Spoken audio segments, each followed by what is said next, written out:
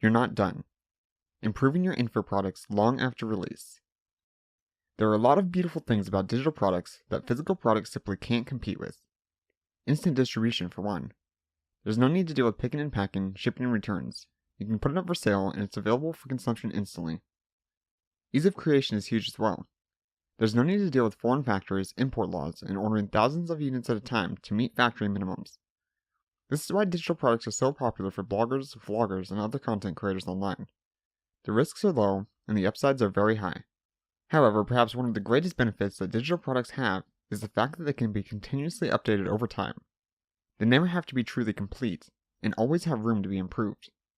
Because of this, it's possible to start out with something very small, and have it blossom into something truly amazing over time. In this article, we'll go over more about why you need to be updating your products, and how to do so in a way that continues stacking on value for your customers. 1. Update outdated information. First and perhaps most obviously, information becomes outdated over time. This alone is reason enough to understand why products aren't ever complete, and is reason enough to go through your books, courses, and other info products periodically. After all, if you're selling a product that has information that is no longer even correct, you're no longer even providing value to your audience at all, you're actually hurting them. Worst of all, they may not even realize the information is no longer correct, and base decisions off of what you taught them. This may ultimately hurt them in the long run. This is why I'm so fond of releasing courses over publishing books, personally. When you publish a book, you're stuck with whatever is written at the time of publishing, at least if it's physical. Over the past few years, I've been able to go back and instantly update my courses as information becomes outdated, and add the new, relevant information in as well. With the world changing faster than ever before, information becomes irrelevant at increasingly faster rates. This is especially true if you're working in an industry that is still rapidly evolving.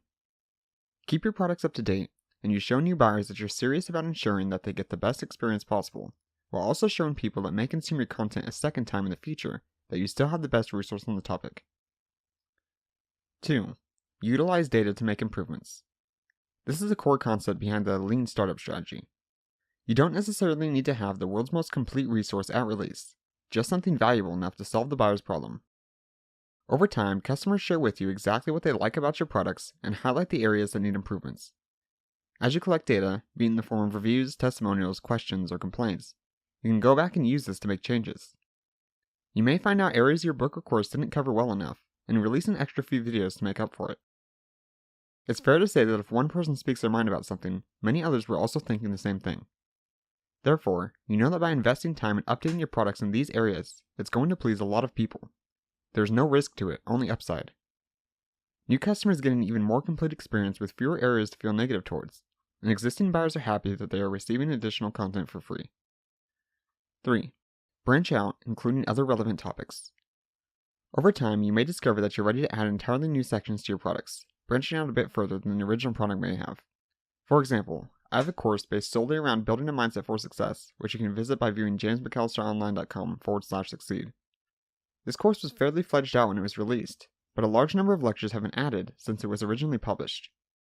An entire section was added on the topic of finding inner happiness and its importance, as well as a series of lectures on developing positive habits.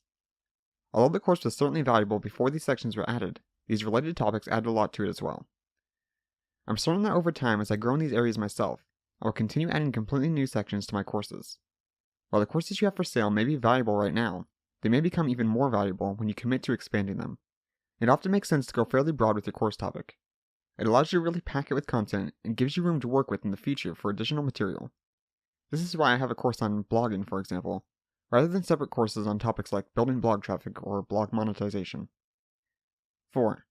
Add relevant bonuses that don't fit your main format. Bonuses are wonderful because they have a high perceived value, do wonders for conversions when it comes to your sales pages, and leave customers with a type of satisfaction that helps them feel like they really got their money's worth. These do not even have to be the same format, and do not even need to be something necessarily created by you. For example, you could purchase the right to a relevant PDF guide that ties into your course topic, or conduct an interview with other industry experts. You can even repurpose some of the content you already used for your product, such as including an audio version of a book you published. In the case of a course, you can include a zipped file containing a transcript, as well as all the slides you use in your course videos for easy reference.